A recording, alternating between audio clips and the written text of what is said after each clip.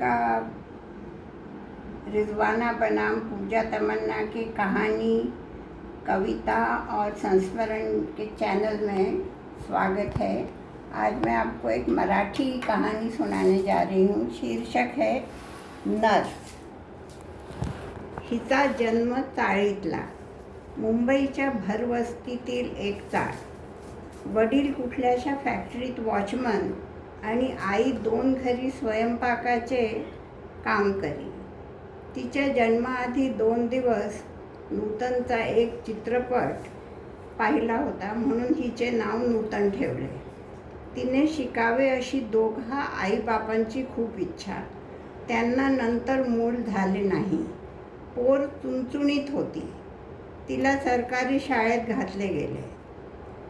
12वी नंतर तिने नर्सिंगचा कोर्स केला आणि छानपैकी मार्क्स मिळवून पास झाली. सरकारी हॉस्पिटलमध्ये तिला नोकरी पण मिळून गेली. तिच्या मनमिळावू वृत्तीमुळे ती डॉक्टर्सपासून ते पेशंटपर्यंत सगळ्यांना खूप आवडे.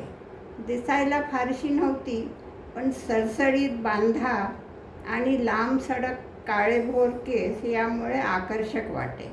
आता तिचे लग्न होऊन जावे अशी साहजिकच तिच्या वडिलांची इच्छा. मुलगी कमावती आहे म्हटल्यावर स्थळ मिळेल अशी त्यांची भाबडी आशा.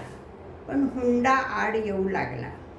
आमचा मुलगाही शिकलेला आहे, मग त्याची किंमत नको का काही, ही वृत्ती. दिवस जात होते. हॉस्पिटलच्या एका सिनियर डॉक्टरला ही स्थिती समजली. त्यांनी त्यांच्या ड्रायव्हरचे नाव सुचवले. तोही शिकलेला होता आणि त्याची हुंड्याची अपेक्षाही नव्हती. पुढे जाऊन आपण अजून काही तरी धंदा करावा असा त्याला विश्वास होता. खरं तर स्वतःची टॅक्सी घेऊन ती चालवावी अशी त्याची मनापासूनची इच्छा होती. नूतनने ही गोष्ट आपल्या घरी सांगितली. दोन्ही कुटुंबे भेटली. मुलगा मुलगी भेटली व लग्न ठरले आणि झालेही. मुलगा रघु त्यावेळी डॉक्टरांनी दिलेल्या 2 खोल्यांमध्ये राहत होता. तिथेच त्यांनी सुरुवातीचे दिवस काढले. नंतर रघुने एका बिल्डिंगमध्ये 2 खोल्या घेतल्या. मालकांनी कर्ज दिले होते त्यातून. त्याने बँकेकडून कर्ज घेऊन एक टॅक्सी देखील विकत घेतली आणि फावल्या वेळात चालवू लागला. सगळे कसे व्यवस्थित चालले होते. नूतन सुखी होती. सासरच्यांचा जाच नव्हता. मूल होऊ देण्यासाठी ती दोघं समंजसपणे 2 वर्ष थांबली. 2 वर्षांनी नूतनला दिवस गेले आणि दोन्ही घरी आनंद झाला. ठरल्यावेळी नूतनचे सुरळीत बाळंतपण झाले आणि तिला मुलगी झाली. पहिली मुलगीच झाली. गोड गोंडस, रघुच्या आईसारखी. कलेने वाढू लागली. ती 3 महिन्यांची होईपर्यंत नूतनने सुट्टी घेतली होती. नंतर आपल्या सासूकडे तिला सोडून नोकरीला जाऊ लागली. नाव ठेवले माधुरी. सगळे मधूच म्हणत. हिला मात्र आपण कॉन्व्हेंटमध्ये शिकवू आणि मोठी डॉक्टर करू अशी नूतन व रघुची इच्छा. हुशार माधुरी इंग्रजी शाळेत शिकू लागली. शाळेची बस तिला घ्यायला येई. सगळी ऐट. नूतन आपल्या नोकरी व संसारात खुश होती. रघु डॉक्टरांचीही नोकरी करीत होता आणि फावल्या वेळात टॅक्सी देखील चालवित होता. 1 बेडरूम, हॉल व किचनचा फ्लॅट घेऊ शकू असा त्याला विश्वास होता व तशी बचतही करीत होता. आणि दैवाने घाला घातला. त्याचा अपघात झाला. भरधाव जाणाऱ्या ट्रकचे ब्रेक फेल झाले आणि ट्रक त्याच्या टॅक्सीवर आदळला. टॅक्सी आणि रघु दोघेही चकनाचूर झाले. नूतन कामावर होती. तिला दवाखान्यात पोलिसांचा फोन आला. ती भोवळ येऊन पडली. काय स्वप्ने पाहिली होती आणि काय झाले. तिथल्या इतर नर्सेसने तिला सावरले. मात्र आपल्यासमोर आपले सगळे आयुष्य पडले आहे हेही तिला कळत होते. फक्त तिचेच नाही तर तिच्या लेकीचे देखील. आता लेकीच्या भविष्याची संपूर्ण जबाबदारी तिच्यावर होती. फ्लॅटचे स्वप्न अधांतरीच राहिले. आता तिने आपले सगळे लक्ष लेकीच्या संगोपनाकडे वळवले. तिला काय हवे नको हेच तिचे विश्व बनले. नोकरी चालू होती. ती नोकरीवर असताना माधुरीकडे तिची सासू लक्ष ठेवीत असे. तिला तिच्या सासू सासऱ्यांकडे बघूनही खूप वाईट वाटत असे. एकुलता एक मुलगा होता आणि तोही गेला. तरीही त्या माय बापाने आपल्या सुनेला व नातीला पोटाशी धरले होते. त्यांच्याही घरची परिस्थिती गरिबीचीच होती. दिवस महिने वर्षे सरत राहिली. मधू अभ्यासात खूप हुशार होती. शाळेत तिचे फार कौतुक होत असे. पण हळूहळू ती गर्विष्ठ व्हायला लागली आहे असे नूतनला जाणवले. ती मधूनच लेकीला तसे सांगायची. तिला आठवण करून देत असे की शिकून तिला आपल्या पायावर उभे राहायचे आहे. रूप हेच सर्व काही नाही. अभिमान असावा, स्वाभिमान असावा, पण गर्व नाही. आई, तुला माझे काहीच कौतुक नाही. तुझे सगळे लक्ष मी किती अभ्यास करते याकडे, ती आईला म्हणे. हे बघ, माझे ध्येय तुला तुझ्या पायांवर उभी करणे हे आहे. तुझी शक्य होईल तितकी हौस मी पुरवीतच असते. मात्र काय लेटेस्ट फॅशन आहे आणि त्यानुसार तुझ्यावर खर्च करावा हे मला शक्य नाही. इतके मात्र लक्षात ठेव, तुझे बाबा हयात असते तर वेगळी गोष्ट होती. मी त्यांची जागा घेतलेली आहे हे लक्षात असू दे. कधी कधी एका श्वासात ती आपल्या लेकीला सांगे. मधूला 12वीत खूप चांगले गुण मिळाले आणि नंतर मेडिकलच्या प्रवेश परीक्षेत देखील. नूतन खूप खुश झाली. तिची मेहनत सफल झाली होती. ती सासू सासऱ्यांची खूप सेवा करी. रघुच्या निधनानंतर दोघेही तसे खूप खचले होते. आणि मग सासू आजारी पडली आणि कॅन्सरचे निदान झाले. या सर्व प्रवासात रघुचे जे मालक होते त्यांनी खूप मदत केली. नूतनच्या दृष्टीने तो देव माणूस होता. सासूच्या दवाखान्याचा खर्च सगळा त्यांनी उचलला. सासूने कशीबशी 2 वर्षे काढली. ब्रेस्ट कॅन्सर झाला होता आणि बराही होत आला होता. पण त्यात त्यांना कावीळ झाली आणि त्या दगावल्या. नूतनवर हा अजून एक आघात होता. खूप मायाळू बाई होती तिची सासू. आता सासरे एकटे पडले. तिने त्यांना आपल्या घरी आणून ठेवले. पण पत्नीविना त्यांना करमेना आणि त्यांनी आपले जेवण खाणे खूप कमी करून टाकले. पत्नी गेल्याच्या 6 महिन्याच्या आतच म्हातारा झोपेतच गेला. नूतन अजूनच एकटी पडली. मधू तिच्या अभ्यासात व परीक्षांमध्ये व्यस्त असे. ती MBBSच्या परीक्षेत चांगल्या मार्कांनी पास झाली आणि तिची इंटर्नशिप सुरू झाली. तिला पोस्ट ग्रॅज्युएशनसाठी गायनॅक विषय घ्यायचा होता आणि तो तिला सहज मिळाला. गाडी पुन्हा एकदा रुळावर आली. मधूने अभ्यासात आपले प्राणपणाला लावले होते हे मात्र निश्चित. रघुचे मालक तिच्यावर स्वतः देखरेख करीत असत. नूतन त्यांची खूप ऋणी होती. तेही आता वयस्कर झाले होते. पण त्यांच्या हाती गुण होता आणि हॉस्पिटलमध्ये ते खूप लोकप्रिय होते. त्यांची पत्नी देखील नूतन व मधूला सर्वतोपरी मदत करीत असे. माधुरीचे गायनॅक चालू असतानाच तिचे एका बरोबरीच्या डॉक्टरवर प्रेम जडले.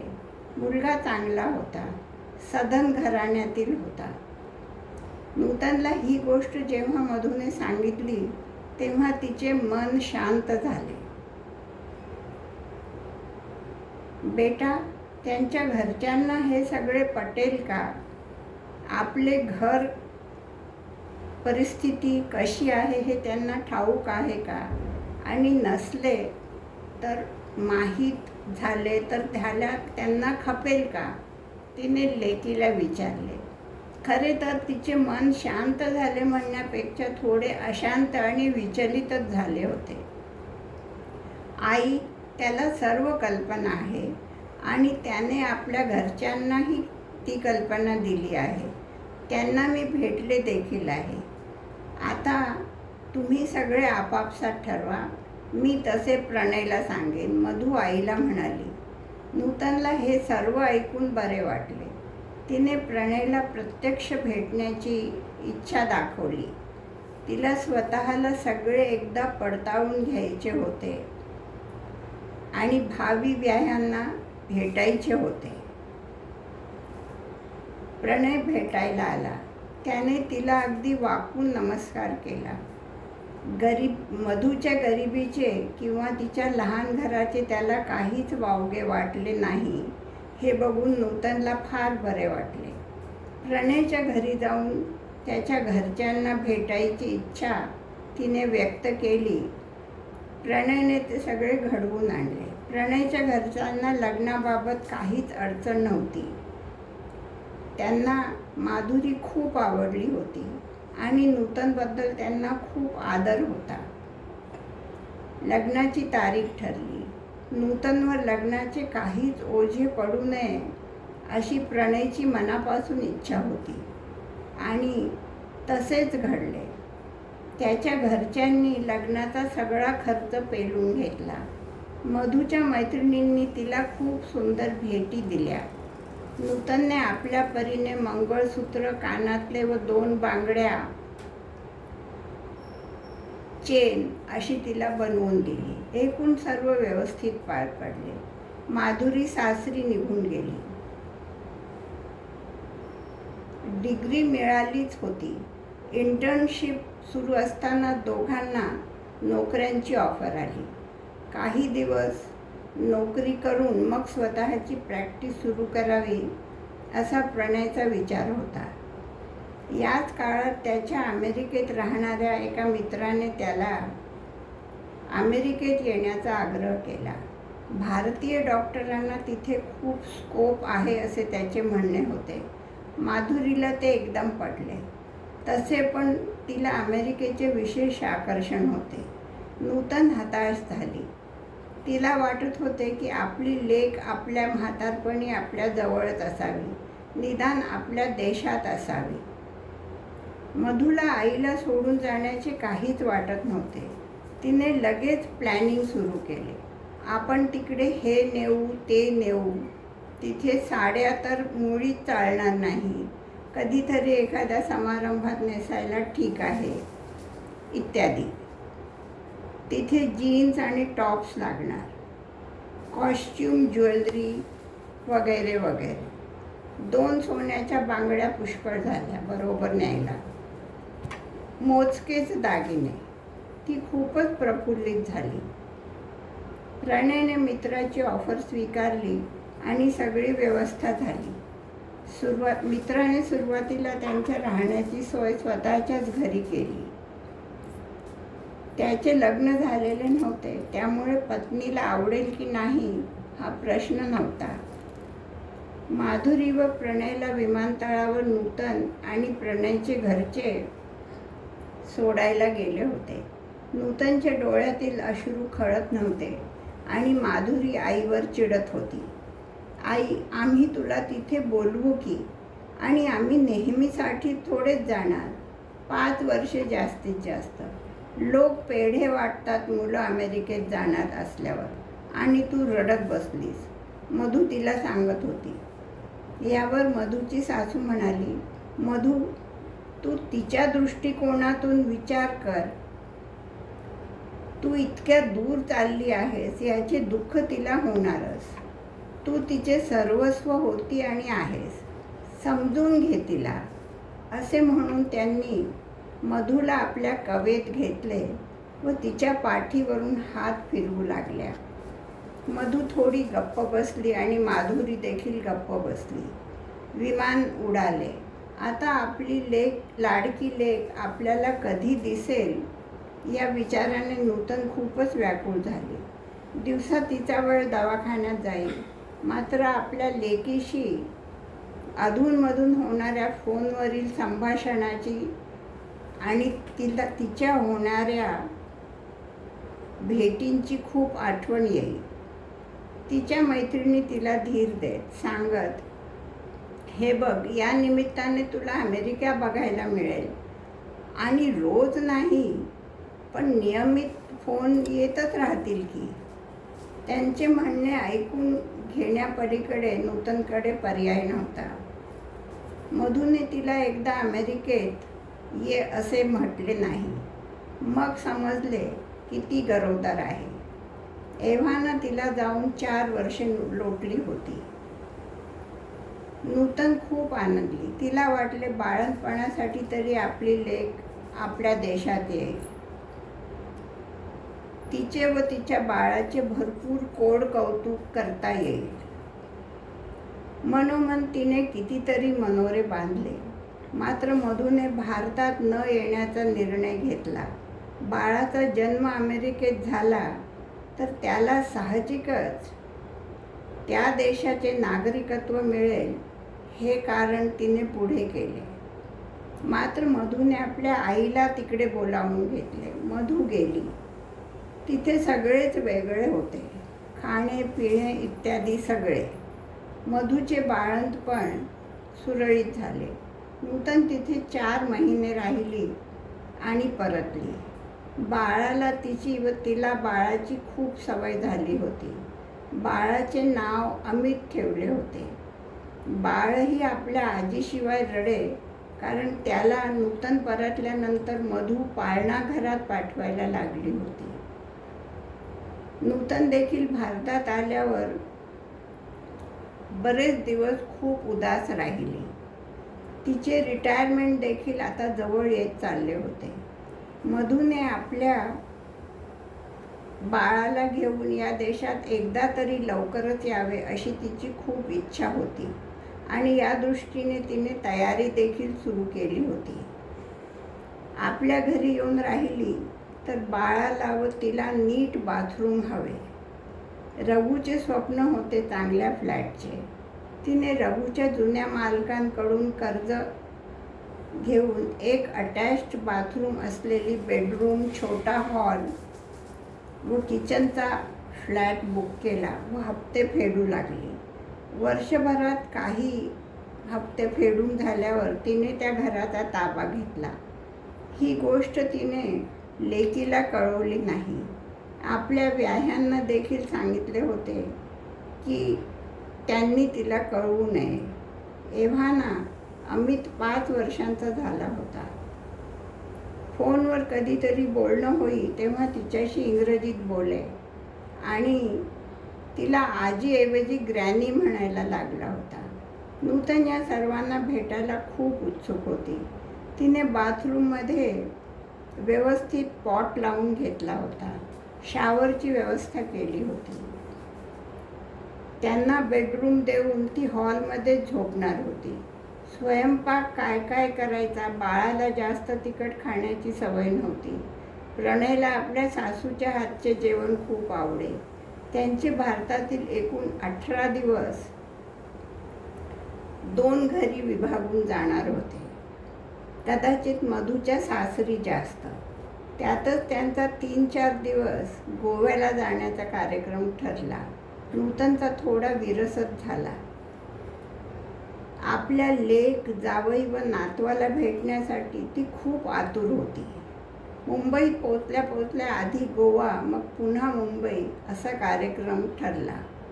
ज्या दिवशी ती लोक पोचणार त्या दिवशी नूतनचा उत्साह उतू जात होता. अमितसाठी तिने राजस्थानी ड्रेस आणला होता. मधू व प्रणयला काय द्यावे हा प्रश्नच नव्हता, पण काहीच नको द्यायला हे तिने ठरवून टाकले होते. त्यांच्या येण्याचा दिवस उगवला. सकाळपासून तिची लगबग सुरू झाली होती. एव्हाना ती रिटायर झाली होती. तिने दारावर तोरण बांधले, त्यांना ओवाळण्याची तयारी केली आणि केव्हा आम्ही निघालो आहोत, थोड्याच वेळात पोहोचू अशा फोनची वाट बघत बसली. त्यांनी पोहोचण्याची जी वेळ दिली होती ती टळून गेली. शेवटी एकदाचा फोन वाजला. काय हे, कुठे राहिलात? किती वाट बघत आहे मी, ती किंचित वैतागून म्हणाली. आई ऐक, अगं आम्ही आता सरळ एअरपोर्टवर निघालो आहोत. अमित म्हणतो मला ग्रॅनीकडे राहायचे नाही. मी त्याला म्हणाले होते की तिथे बाथरूममध्ये पॉट नाही. मग तो म्हणाला शी, मी तिथे जाणार नाही आणि शिवाय फोनवर ग्रॅनीसारखी रडते. मला रडकी ग्रॅनी नको. आई खूप नॉटी झालाय हा. बरं ठेवते. विमानतळ आले. आता अमेरिकेला पोचल्यावर फोन करेन. मधू फोनवर बोलत होती. नूतनच्या तोंडून शब्दच बाहेर फुटले नाही. घर तिला वाकुल्या दाखवत होते. तोरण कुणाची तरी वाट बघत होते. ते कोणीतरी येणारच नव्हते. ओवाळ्याची थाळी उदासवाणी जवळच पडून होती. तिच्या हातून रिसिव्हर खाली पडले आणि ती तिथेच आडवी झाली. डोळ्यातून अश्रू देखील ओघळत नव्हते. ओघळत होती ती विरस झालेली स्वप्ने. दोस्तों, अगर कहानी पसंद आई हो तो आप ज़रूर चैनल को लाइक करें, सब्सक्राइब करें, कहानी को शेयर करें और कमेंट करना ना भूलें.